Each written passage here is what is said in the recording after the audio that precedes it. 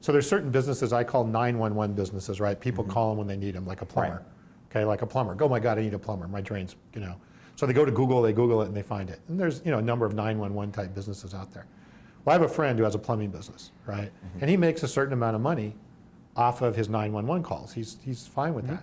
But the business is kind of flat in its growth. It's been flat for years, right? So he wants to go expand his business by offering, retrench, I guess it's trenchless, sewers and things like that are not 911 things, but things that would help a property and help the house, or put in copper pipes or whatever.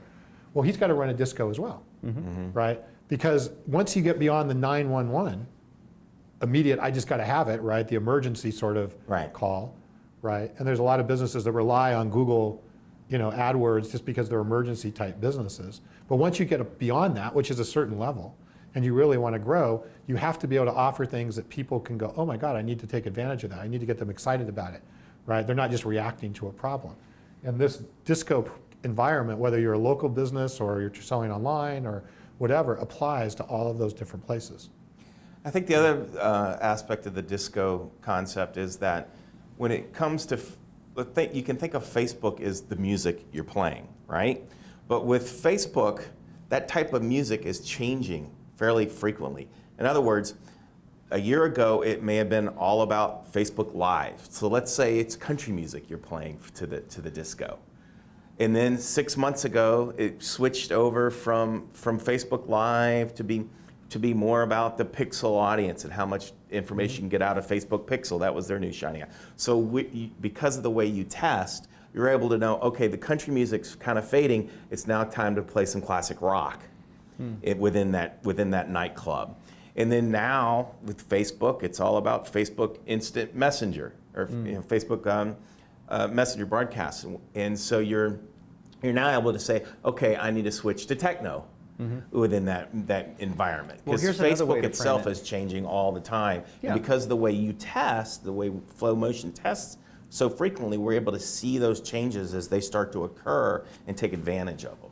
That's great.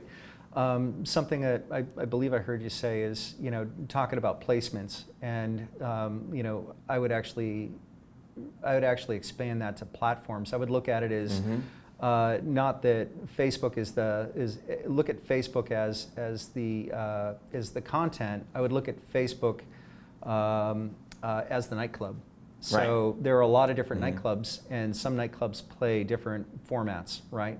So Facebook is, I'm going to drop house and techno, and Instagram, maybe I'm going to play hip hop. Okay, so it's a little bit different. I would look at it like that. That's a great one. And then how you, how you plan out your content for each of those different venues, and then how that content works together to support the end objective.